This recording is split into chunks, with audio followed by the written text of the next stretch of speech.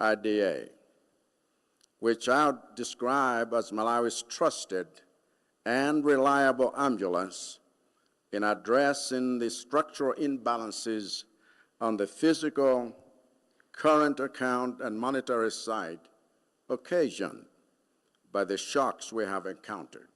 African governments were urged to take deliberate and robust actions to improve fiscal discipline, increase domestic revenue mobilization, develop investor-friendly policies, and enhance anti-corruption measures.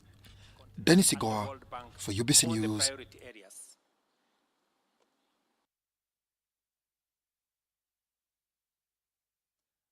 Minister for Education and Sports, Janet Kataham-Seveni, has pledged government commitment to emphasizing policies that encourage learning through play. She made the remarks at the launch of the National Play Day held at Kololo Independence Grounds. Justin Nakami reports.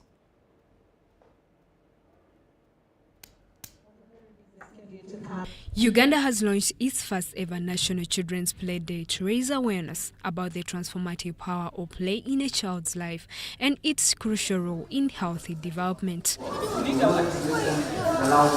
The First Lady, Janet Kataham-Seveni, who doubles as Minister of Education and Sports, unveiled government's commitment to creating play spaces for proper upbringing of children across the country. Government does recognize the value of play in supporting children's holistic development and lifelong learning, as well as the collective effort required from all stakeholders, including parents, to ensure that every child is given the opportunity and space to play.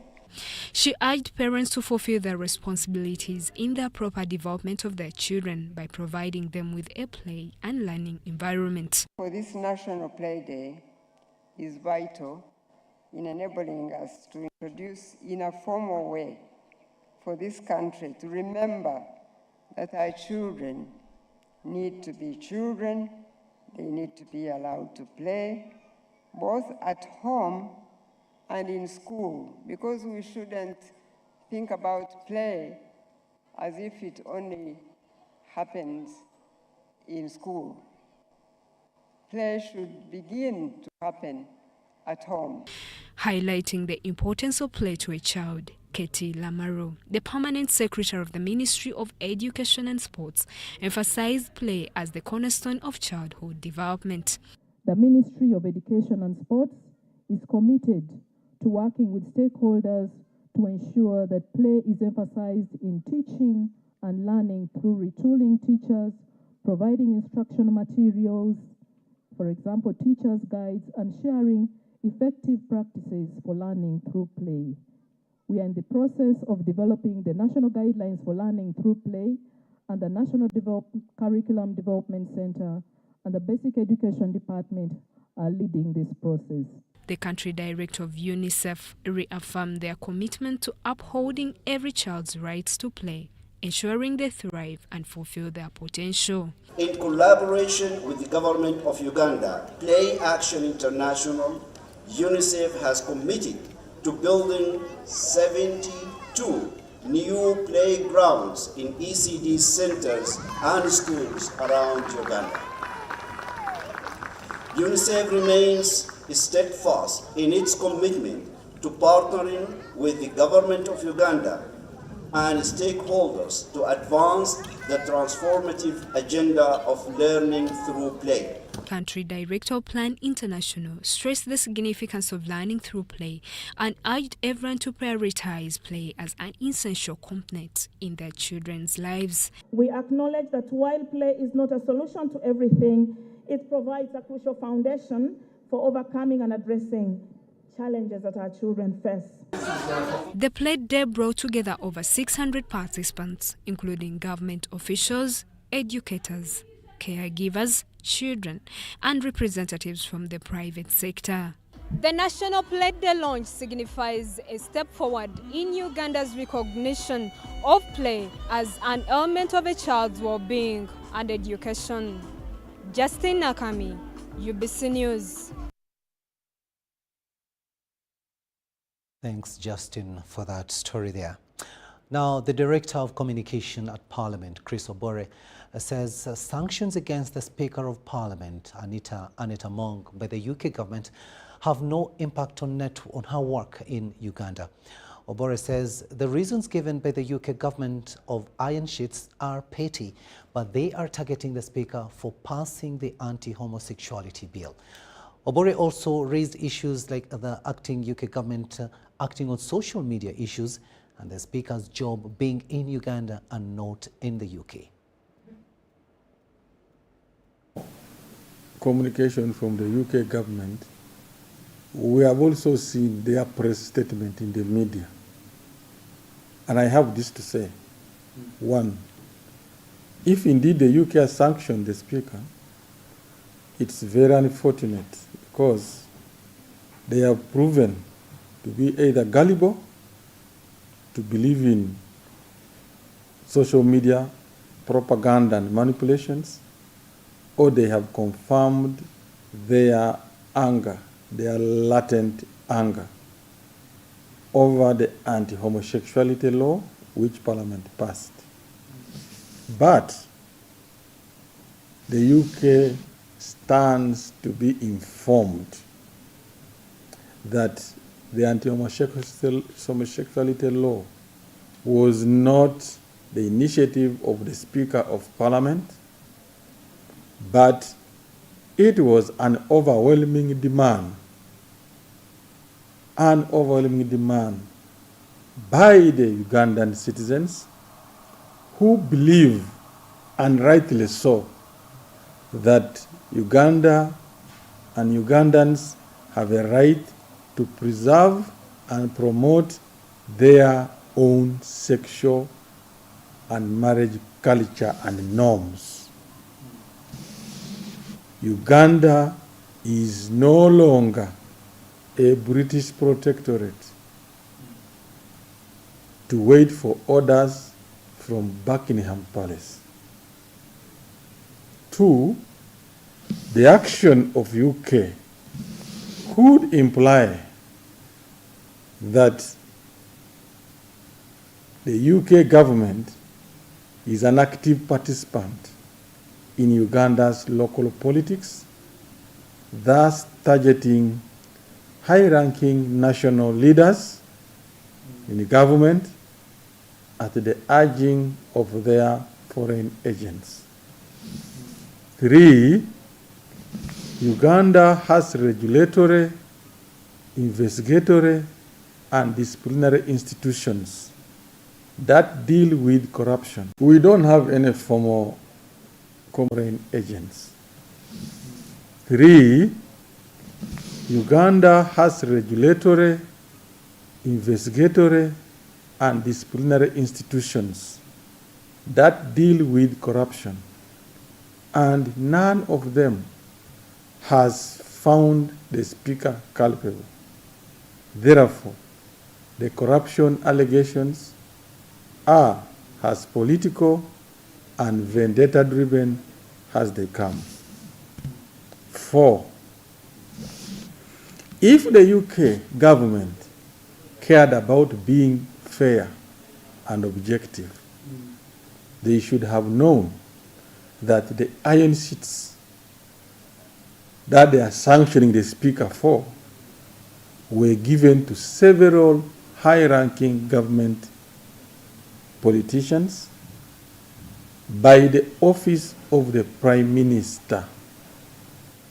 The UK government needs to play above petty local Ugandan politics. And lastly, but not least, the Speaker's job is in Uganda, not UK. So a visa ban does not affect her duties in Uganda. Chris Obore, the Director of Communication at Parliament, shedding more light on the ban by the UK government on the Speaker of Parliament. Now, Uganda Broadcasting Corporation, UBC, has pledged to cooperate with Uganda Kingdom in changing people's lives.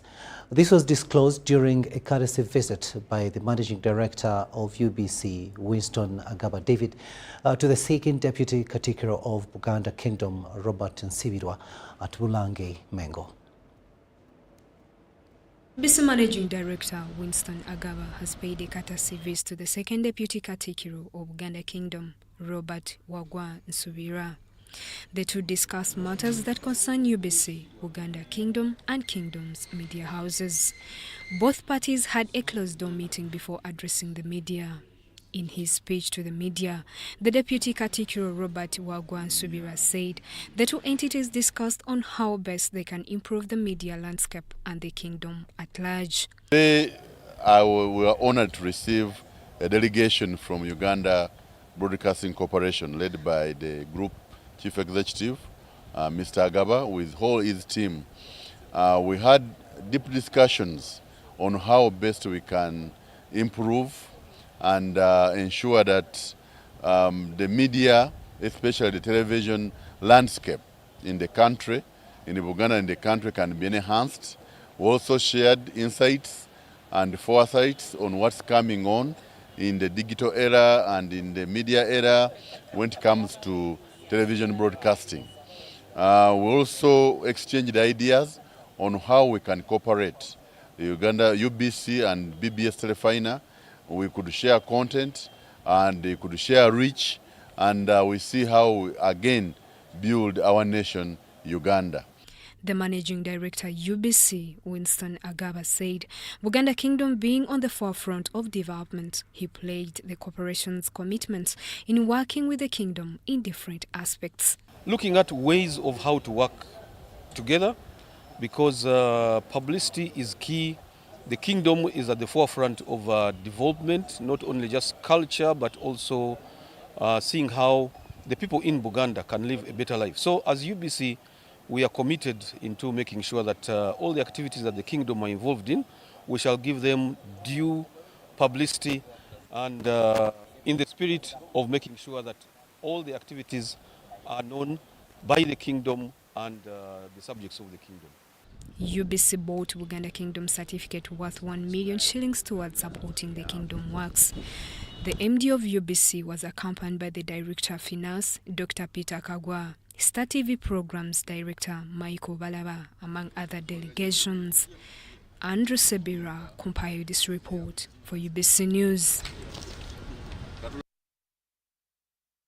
Now, a group of Muslim women lawyers have filed a petition to court against the Attorney General demanding for the operationalization of the Qadi courts in Uganda. Now, these women lawyers say Article 129(1)(d) of the 1995 Constitution compels the state to put in place Qadi courts to address marriage, divorce, inheritance of property, guardianship, and to protect the rights of women. We have more in the following story. As per the 1995 Constitution, Article 129(1)(d) compels the state to put in place Qadi courts with the purpose to address marriage, divorce, inheritance of property, guardianship, and to protect the rights of Muslim women and girls.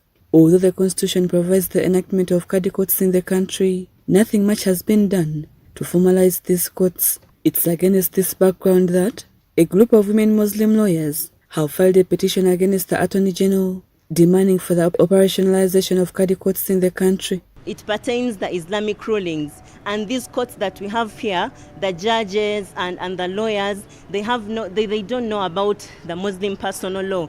We have different grounds of divorce. We have, for example, in custody, we have different rulings as to which parent should take custody of the child. We believe that these matters, being religious and spiritual matters, they deserve to be handled by people who are most suited, who have the knowledge in Muslim personal law. The petitioners hold the view that some women have made use of these Qadi courts, though their decisions are left not binding, as the rights of women continue to be violated. We see that the people who go there and they get their judgments in their favor, they are appealed against in this court in the high courts and all that. And usually the ground is that the Qadi's courts did not have jurisdiction to handle.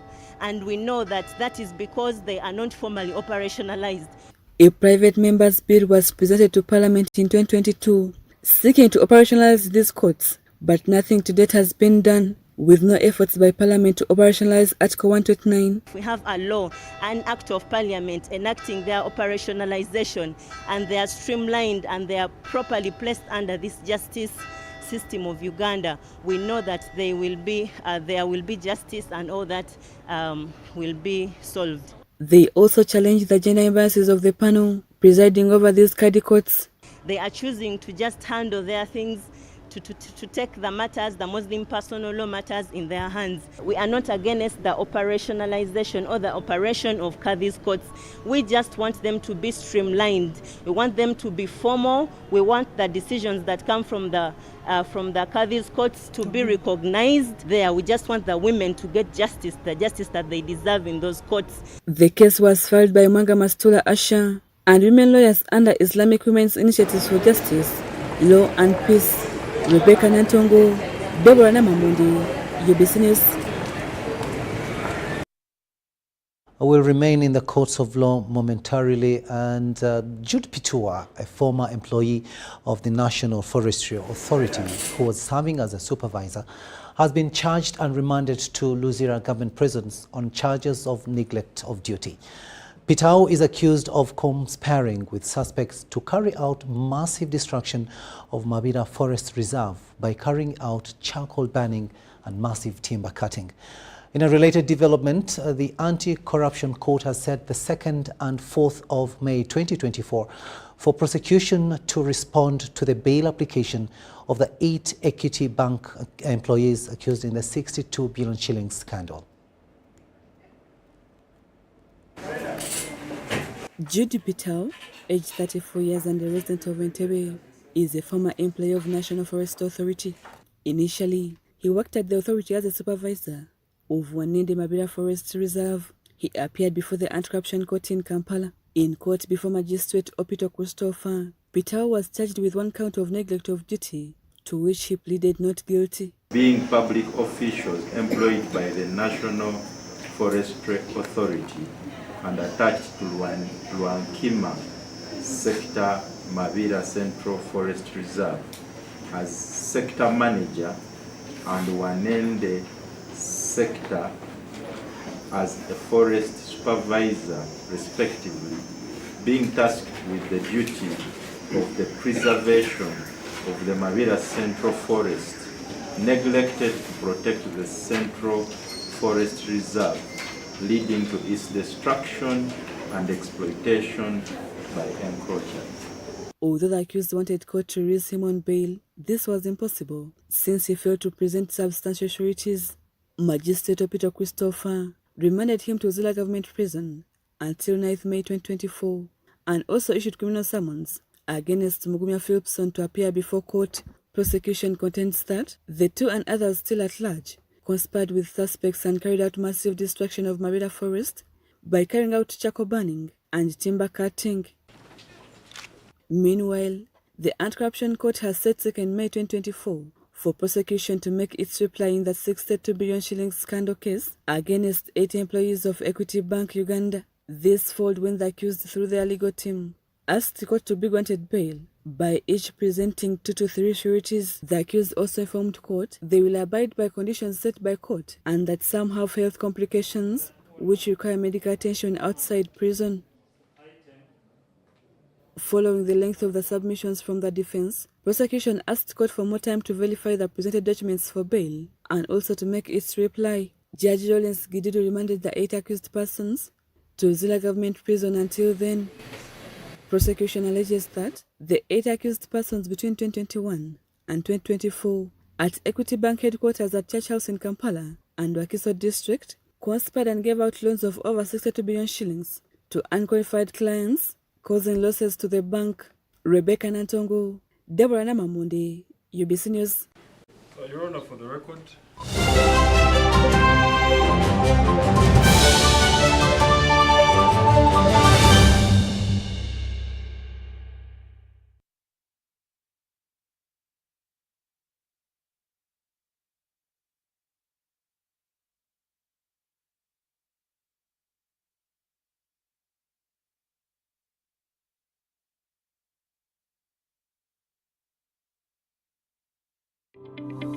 The Uganda National Oil Company, UNOC, is wholly owned by the government of Uganda and was established to safeguard and promote Uganda's commercial interests in the petroleum sector. UNOC has two subsidiaries, the Uganda Refinery Holding Company, URHC, which will hold a 40% stake in the 60,000 barrel per day refinery and manage the development of Kabalega Industrial Park, and the National Pipeline Company Limited, NPC, in charge of pipelines, storage, and downstream business ventures. This subsidiary holds 15% interest in the East African Crude Oil Pipeline, EACOP. EACOP is a 1,445-kilometer long pipeline that will transport crude oil through 10 districts in Uganda to the port of Tanga in Tanzania. UNOC is also actively engaged in crude oil exploration, development, and production activities, and its participation role includes a 15% stake in the Tilenga, Nwoya, and Bulisa, and Kingfisher development projects, Chikure. UNOC also holds the exploration license for Kasuruban Block in Hoima, Bulisa, and Masindi. UNOC currently owns and manages the Ginger Storage Terminal and will build a 320 million litre capacity terminal in MPG called the Kampala Storage Terminal. At UNOC,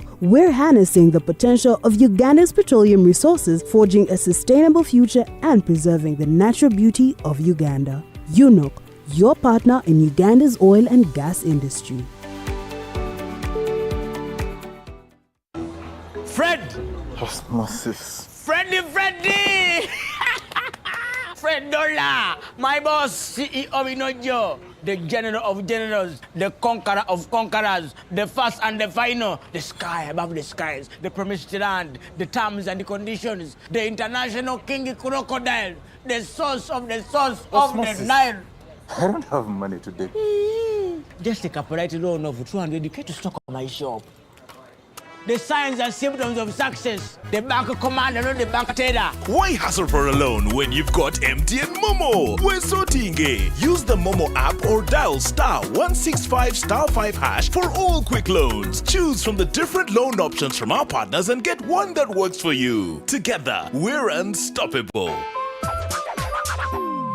Once upon a time, there lived identical twins who gave birth to beautiful princes and princesses. Their mothers gave their babies' bodies a lot of care by applying on their skin with Baby Junior jelly.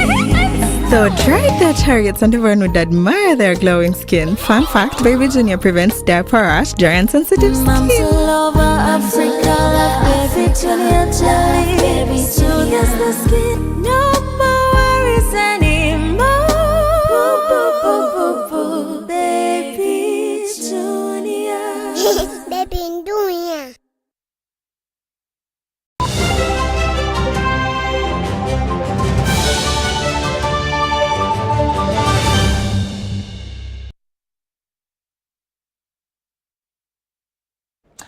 Welcome back from that break, and this is News Tonight here on UBC TV. Now, the U.S. Ambassador to Uganda, William W. Pope, has reaffirmed the commitment of the United States government to support Uganda's health sector. The commitment follows recent flaring rumors that the U.S. was planning to pull off its funding to Uganda.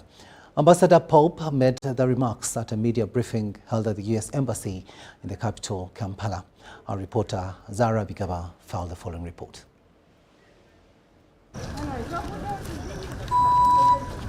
Despite the efforts to improve Uganda's health sector, Uganda continues to grapple with preventable deaths from infectious diseases due to an ailing healthcare system. In response to the ailing healthcare system of Uganda, the U.S. Ambassador to Uganda, William Pope, and other top U.S. government officials held a media briefing at the Embassy Plaza in Kampala and reaffirmed the U.S. government commitment to support Uganda's healthcare system and sector.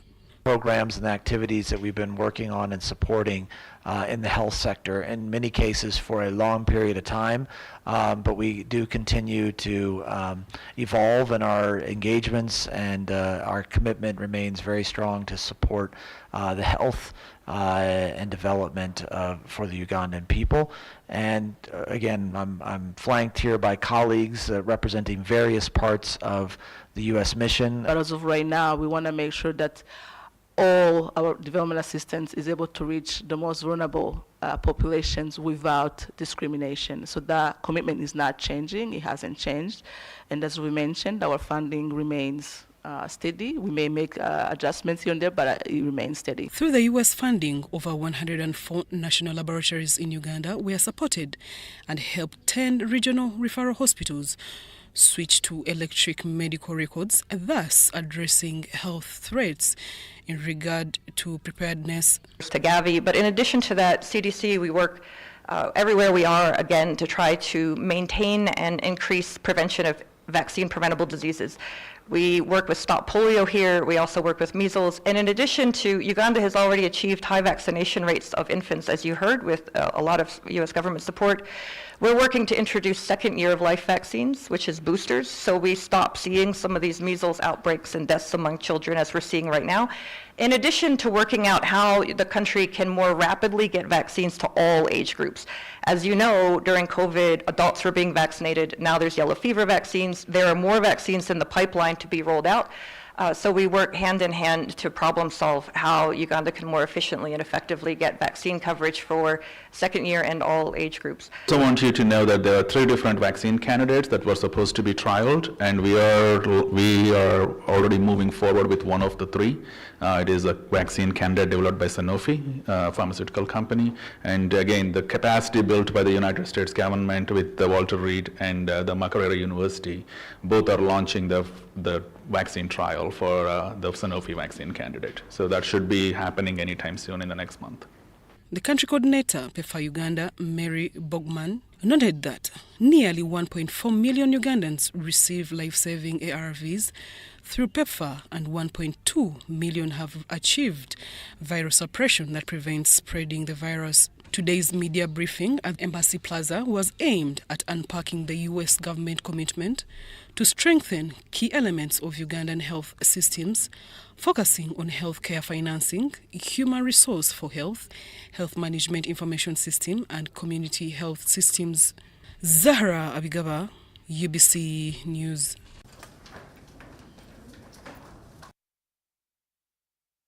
The Nile Basin Initiative riparian countries have been asked to heighten their cooperation in order to optimally utilize the rich natural and environmental assets the basin is endowed with. The Executive Director, Nile Basin Initiative, Dr. Florence Adong, cites the recently commissioned regional Rusumo Falls hydropower project that was jointly developed by the governments of Burundi, Rwanda and Tanzania as evidence to necessitate cooperation among basin member countries. Dorcas Kimono reports. The old adage of united we stand and divided we fall best explains some of the regional milestones registered under the stewardship of the Nile Basin Initiative. We have just concluded the construction of Rusumo hydroelectric power station. And when you look at that, through cooperation, we were able to mobilize resources from World Bank. And through that cooperation, Burundi was able to get a grant, while Rwanda got a half grant, half loan, and then Tanzania got a full loan. If there was no cooperation, there would be no way Burundi would get that grant. Currently, the 80 megawatts hydropower electric station is running and transmitting power to all the 3 countries in equal amounts, irrespective of whether you got a grant or a loan. Riding on this experience, the Nile Basin riparian countries are challenged to prioritize cooperation for shared sustainable development as opposed to unilateral development ventures. This was revealed during the visit of the UNDP Uganda resident representative to the Entebbe Nile Basin Initiative Secretariat. Our focus is on development that is people-centered and people-centric, as we say.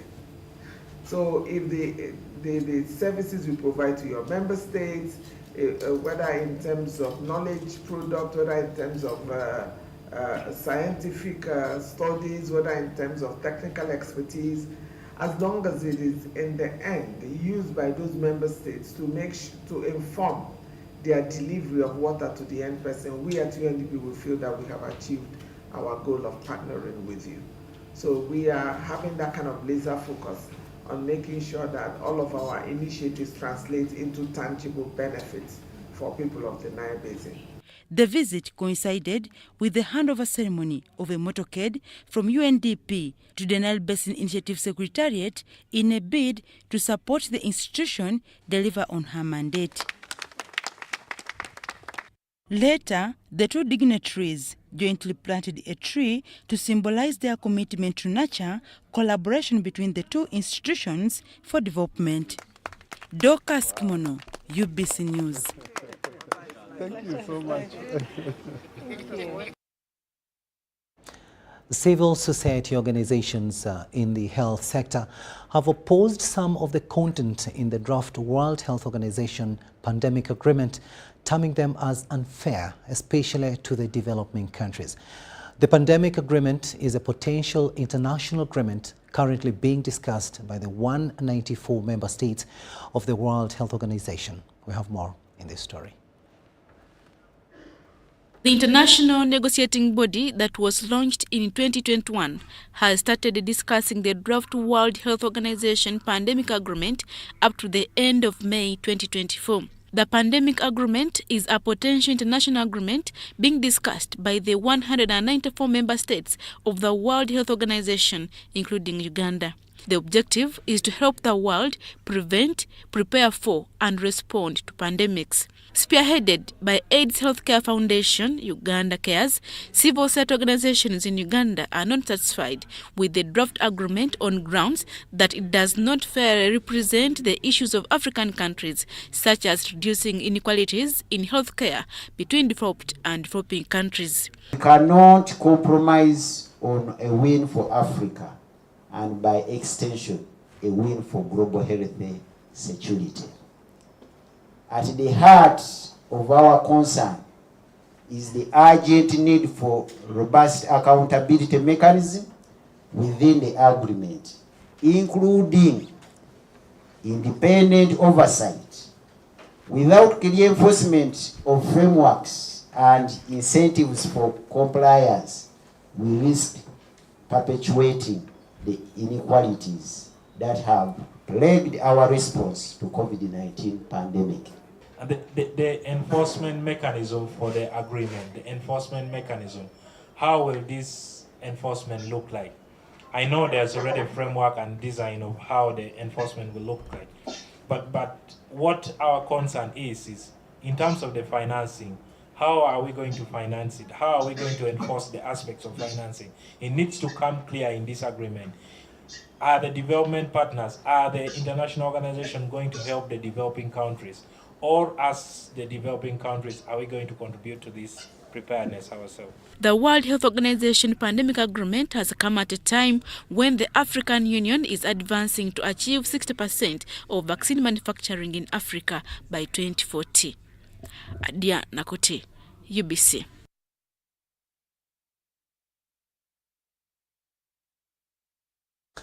More news pertaining to health. Irene Lisa Nerima is suffering from end-stage kidney disease and needs a transplant immediately. Now, regardless of having got an organ donor, she is still stuck financially. Nerima shares her struggle with chronic kidney disease for months now, as she looks for 80 million Ugandan shillings for kidney transplant at Aga Khan Hospital in Nairobi. Take a watch.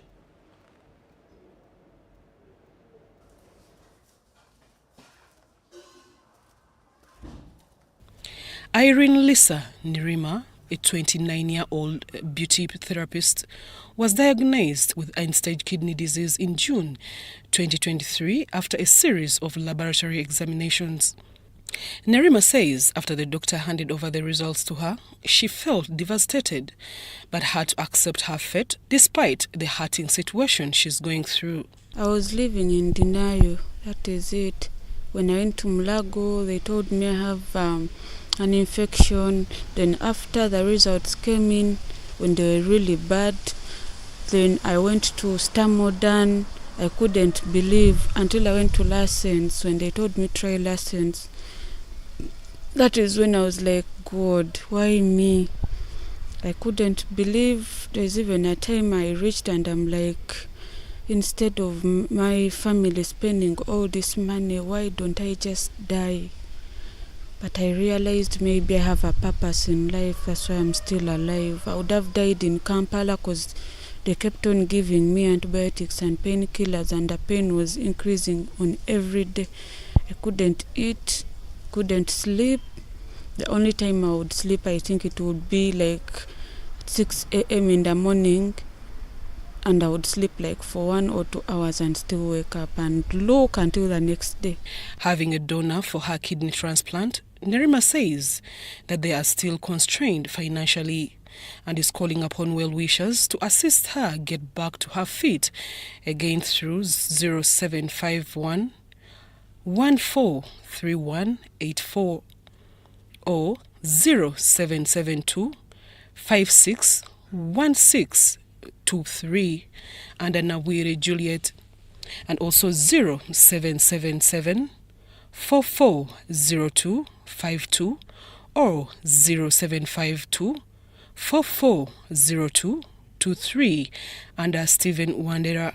Scheduled already the transplant date is because we need the money. Most hospitals actually are supposed to pay at least half or full amount, and we don't have it right now.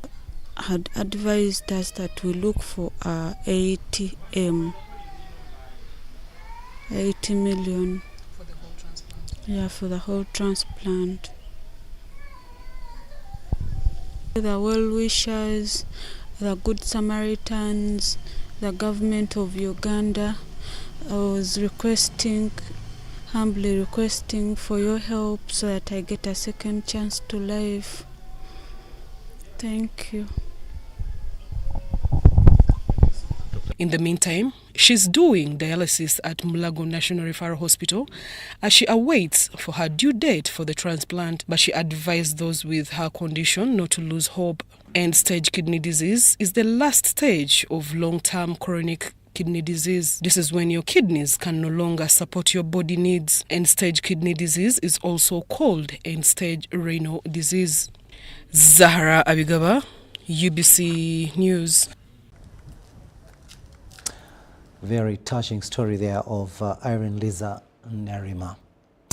Now, the Queen of Buganda, Sylvia Najinda, has launched the Queen's Ball, which is an initiative that aims to fight mental health. John Bansentamo reports. The Nabagerek of Buganda, Her Royal Highness Sylvia Najinda, has throughout her life been a champion to many causes affecting society. Her latest emphasis has zeroed on mental health, which has become more problematic post-COVID-19 pandemic. She has launched the Queen's Ball, which is a gathering that will spearhead the fight against mental health on the theme of Shine a Light, illuminating mental health. For me, this cause is deeply personal. Throughout my journey, I have witnessed firsthand the profound impact that mental health challenges can have on individuals, families, and communities. But I have also seen the transformative power of compassion, understanding, and support. This spirit of empathy drives us forward today. It will be hosted at Sheraton Hotel Kampala on May 9th, 2024, and will feature key speakers all aimed at educating the nation further about a scourge all are susceptible to. The Queen's Ball is a brainchild of the Nabagereka Development Foundation that is achieved with partners like Uganda Communications Commission and I&M Bank. Just as the doctor from the World Health Organization said, we've looked at communicable diseases, then non-communicable diseases, and now we want to focus on the awareness of mental health. It plagues more than 30% of the Ugandan population and is a pandemic globally in itself. So that's the main reason for us to be supporting the Queen's Ball. Global statistics put the figure of those affected by mental health at 970 million people, while for Uganda 14 million face mental health challenges like depression and stress. The problem is even further exaggerated by the lack of professionals. In Uganda we have close to 1 psychiatrists per million population. In the rest of the world, it's about 12 per million. So we can see we need the professionals to come and ensure that the mental health is taken care. Even in Uganda, we see most of the psychiatrists being in the capital.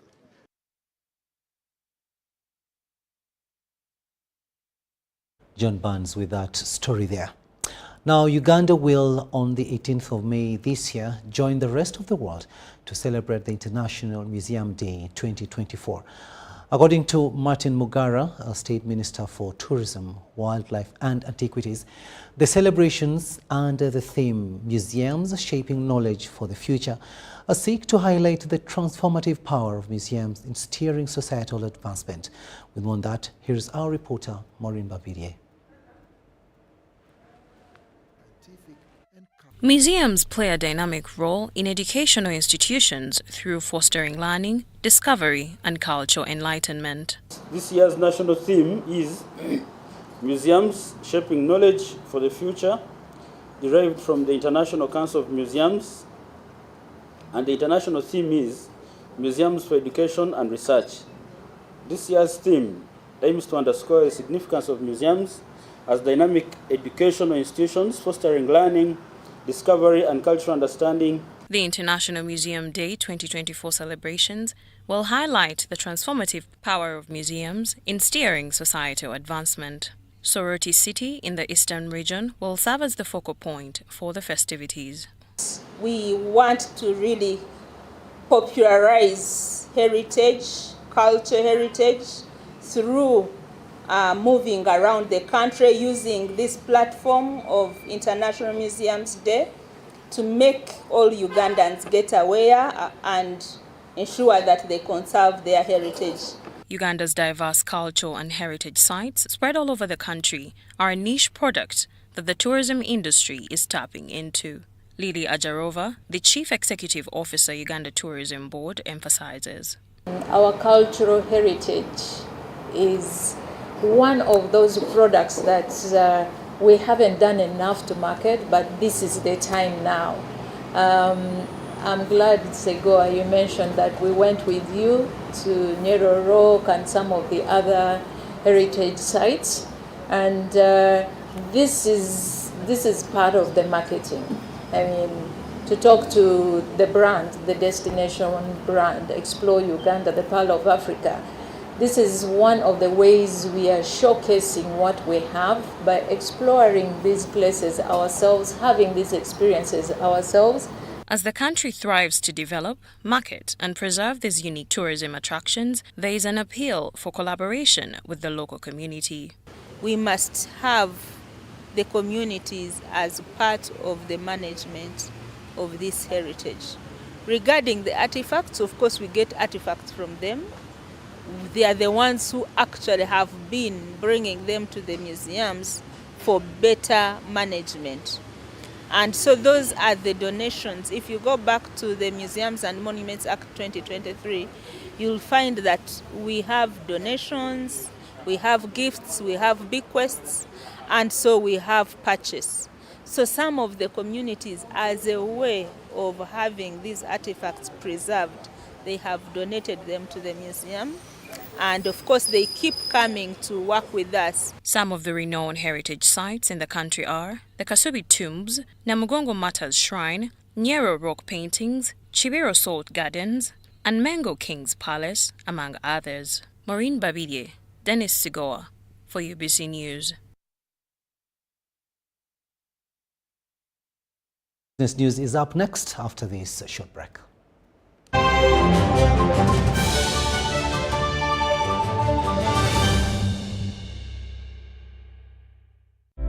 Ebiseera by'okuzaayo abaana mu masomero tebiteekwa kukaluubiriza n'akatono.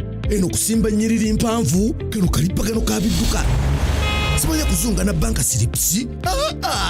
Kati osobola okusasula school fees z'omwana wo ate n'okola n'ebirala ntoko ku ssimu ye ey'omu ngalo. Ekikola kyangu nnyo. Nyiga bunyizi *850*8 ogoberera ebikulagiriddwa oba okozese app ya MTN Momo. Ate kati okola ki olwaleero? MTN Mobile Money Uganda Limited erungamizibwa banka enkulu ya Uganda. Gold. We all want it. That soft yellow glow of a subdued sun in your hands. That precious polish of elegance. To hold it is one thing, but to taste it is everything else. Relish the satisfying taste of a beer, unmatched in quality, unmatched in consistency, and with 23 Global Gold Awards. A beer unmatched in gold. Welcome to the IFRIS Fact Checker, proudly brought to you by the Uganda Revenue Authority. Is the IFRIS a tax? IFRIS is not a tax. It stands for the Electronic Fiscal Receipting and Invoicing Solution, which is a platform designed to monitor the value-added tax VAT reported to the Uganda Revenue Authority by traders. By using IFRIS, you can eliminate the tedious process of managing records and enjoying the benefits of an efficient and streamlined system. Is IFRIS compulsory in Uganda? Only VAT-registered taxpayers who must issue e-invoices are required to use IFRIS for all transactions, whether exempt or taxable. Does the Uganda Revenue Authority expect me to use IFRIS when I'm not VAT registered? You can enroll for IFRIS voluntarily even if you are not VAT registered. This allows you to enjoy the benefits it offers to businesses. Have taxpayers been supported to use IFRIS? The Uganda Revenue Authority has a taxpayer education and support program that is comprehensive in its scope. The program aims to promote awareness among taxpayers about various strategic initiatives that the URA has implemented. How is the Commission agent, also known as the Omoyiribi, affected and assisted under IFRIS? If a common agent or Omoyiribi is registered for taxes, they are required to keep stock of the goods they sell and issue an electronic invoice. However, if a commission agent is not registered for VAT, they can sell the items as usual and provide a regular receipt. It is important to ensure that the receipt includes all necessary information, such as the business name, date, contact information, tax identification number, description of items, and the amount sold, among other details. What happens when the network or internet is down while using IFRIS? You can issue e-invoices using IFRIS app or desktop software, even in offline mode. However, you must connect to the internet within a week to upload the generated information to the system. What platforms are in place to enable you use IFRIS? The Uganda Revenue Authority has provided alternative channels and technology options that traders may choose from to use IFRIS. These include the IFRIS app on mobile smartphones, the desktop application, the URA web portal, the electronic fiscal device, and the system-to-system connection.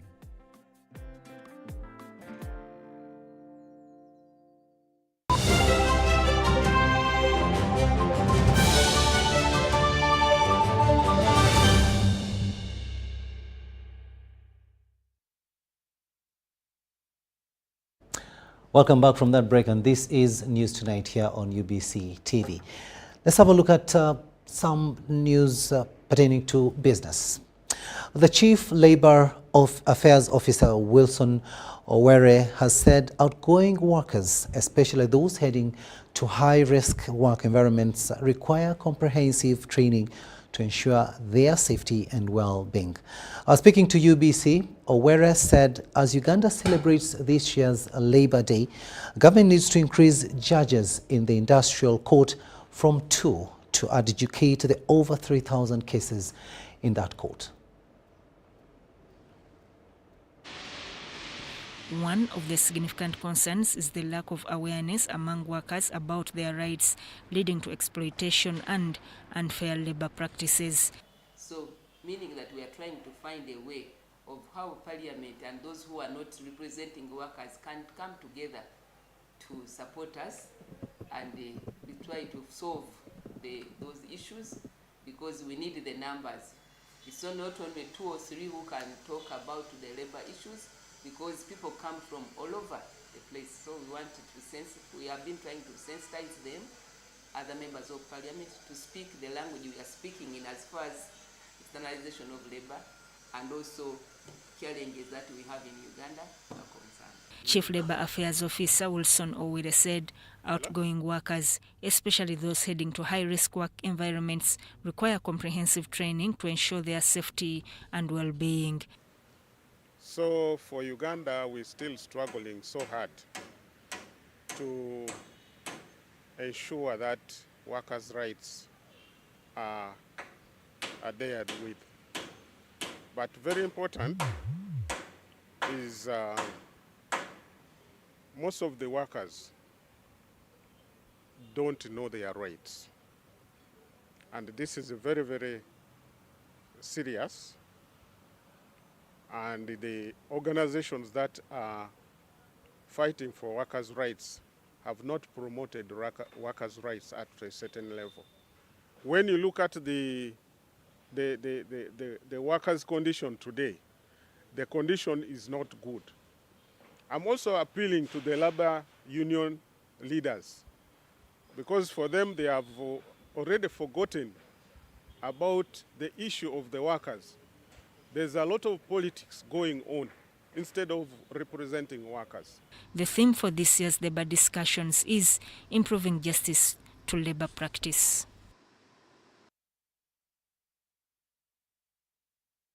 Now, the first phase to kickstart completion of Bukasa Inland Port, which involves clearing of the swamps, compensation of project-affected persons, and construction of Bukasa Road, has been completed.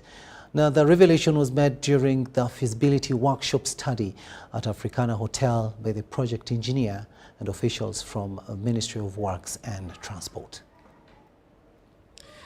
Recently, President Yoweri Museveni met GWEF engineers and delegates from the Ministry of Works and Transport and assured them of government support towards the development of Bukasa Inland Port. During a workshop on the feasibility study of Bukasa Inland Port development works, the project engineers presented the completion of the first phase for preparations. With analysis, we went to all the different ministries that have been involved here. And this is now the final version that we hopefully go through with the government, that the budget will be finalized for this great project. According to the new feasibility study, 95% of the project affected persons have been paid, swamps have been cleared, construction of Bukasa Road underway, and the second phase expected to begin soon. It is to finalize it or to complete it in 2027.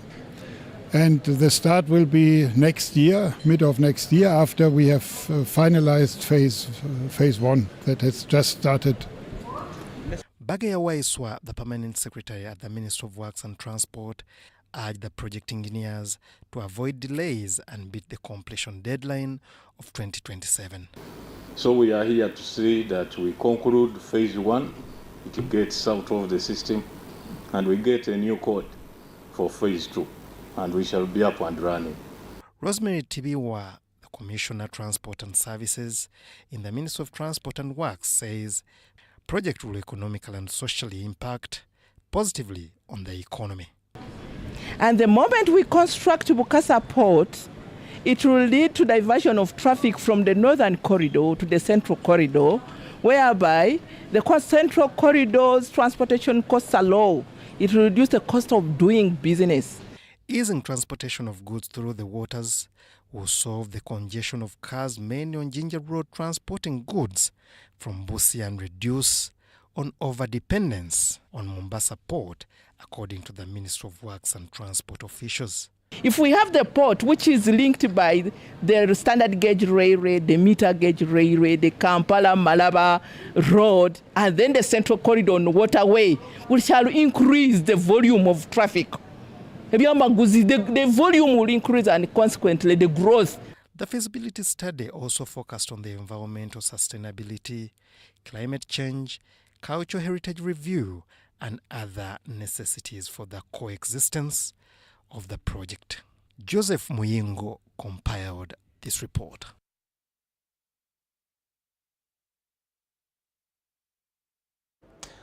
Minister for Youth and Children Affairs, Balam Barugahara Atenyi, has rallied youth to make use of the available government programs to become job creators.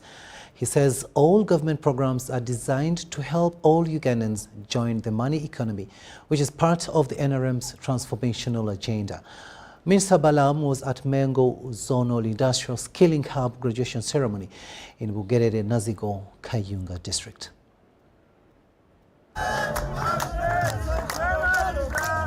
A total of 462 trainees drawn from 11 districts in the Central Region completed their vocational training, have been awarded certificates in 7 disciplines.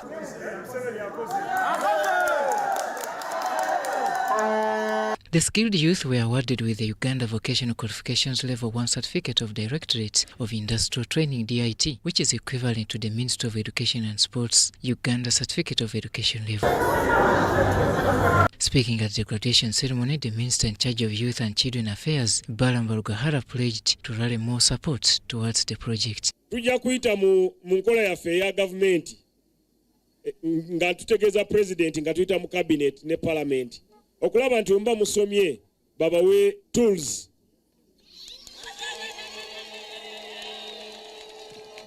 abasomye okubajja mwagala landa kino landa si eranda abakola enviiri mwagala dryer abokya ebyuma baagala welding machine abaketaringi mwagala oveni.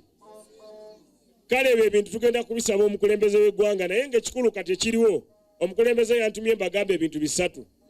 Omukulembeze yaŋŋambye nga mpadde obukulu genda otegeeza abavubuka abo bato balwanyise obuli bw'enguzi mu bitundu byabwe. Singa tumalawo obuli bw'enguzi mujja kufuna ssente ezinaamala ezinaatugulira tools ezo zituyambye nga bw'oba omaze okusoma ofuna tools ezikutwala mu maaso. The ceremony was also addressed by the Minister for Kampala Affairs, Hajati Minsa Kabanda. Kyosaba tukozesa omutwe gwaffe gwe tusomye.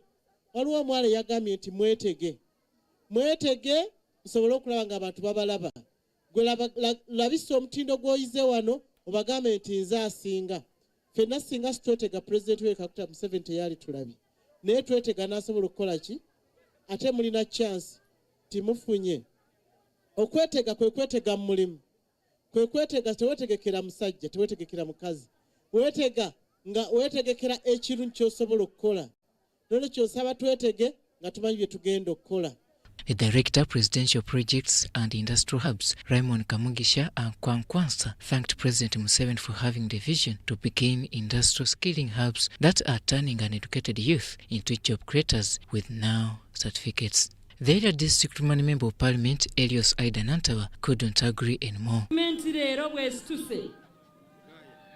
Negamba tukyuseemu tuddeyo ku nnono tukuze omwana amanyi okuluka omukeeka tutendeko omwana asobola okukola ekitanda ndabye ekitanda wali ekyeddwaliro tubadde tuyisa ssente mu parliament ezigula ebintu ebikozesebwa mu malwaliro ng'ekitanda kimu kigula ssente zitakawo abukadde 5 naye kye bakoze wano kigula miliyoni 1. President Museveni For the beneficiaries gave testimonies on how the project has changed their lives. Nebaza habo olw'okubanga yampa skill gye nnina kati kuba kati ndi musanyufu yenfudde kikyendi sikyasobola gwa mu nsobi ze nasooka kugwamu era bawala bannange mwetanire nnyo ebintu bino temugenda kola nsobi kuba omuntu eyeekolera tokola nsobi. Emyezi 6 gye nasoma omulimu gw'okwokya ebyuma ndayira ginsingira emyaka 16 gye namala mu P7 senior 4 ne senior 6 lwasonga nti kati wano wendi emyezi 6 sijejjusa anti enfaanana mugiraba. The ceremony attracted a section of leaders from the NRM and opposition, notably the National Unity Platform member, who is the current LC5 Mukono district, Wakalwa Mukasa, who commended President Yoweri Kaguta Museveni for the non-partisan initiative of skilling the youth. Robert Onyango, UBC News.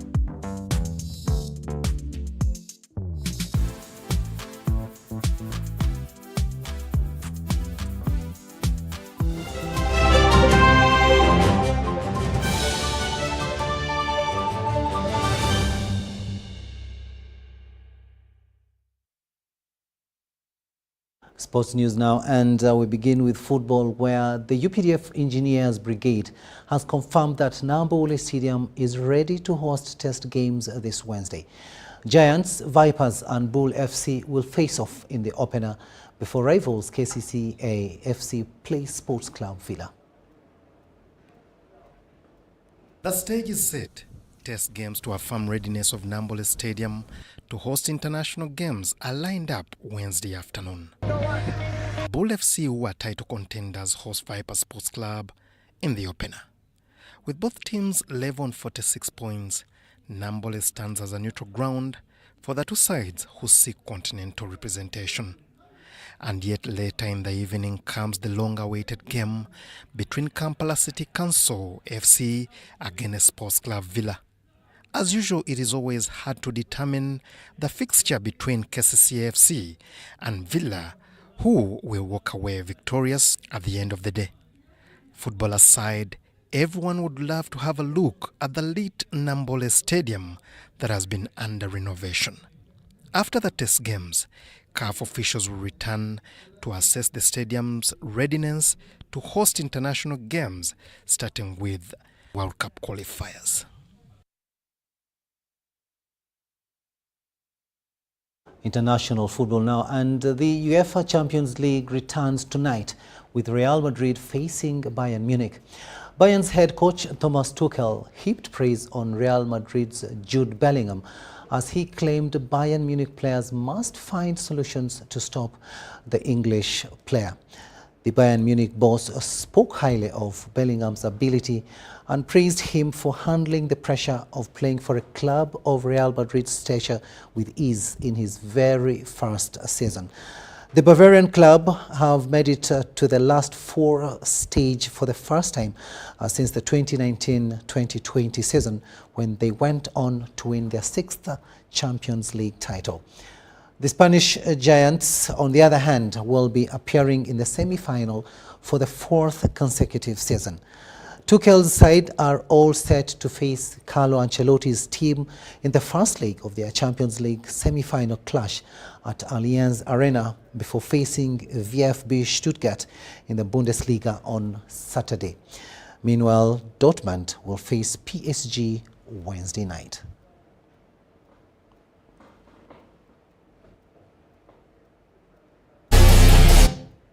And that's all we had time for. Thank you so much for having kept us company. On sign language, it has been Elizabeth Nakakuni, and I am Rukidi Edward Kijanangoma, wishing you a blessed night.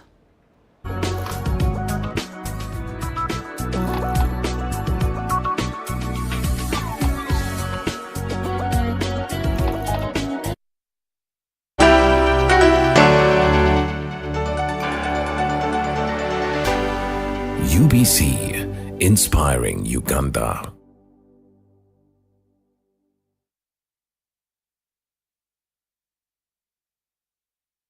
In life, there are no limits, only the ones we set for ourselves.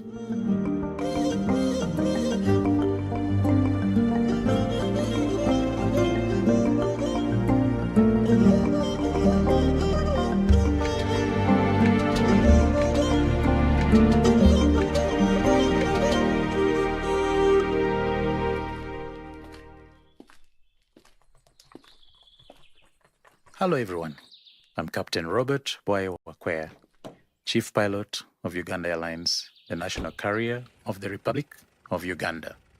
For close to 15,000 hours, I've soared through the skies, embracing the thrill of aviation and the boundless possibilities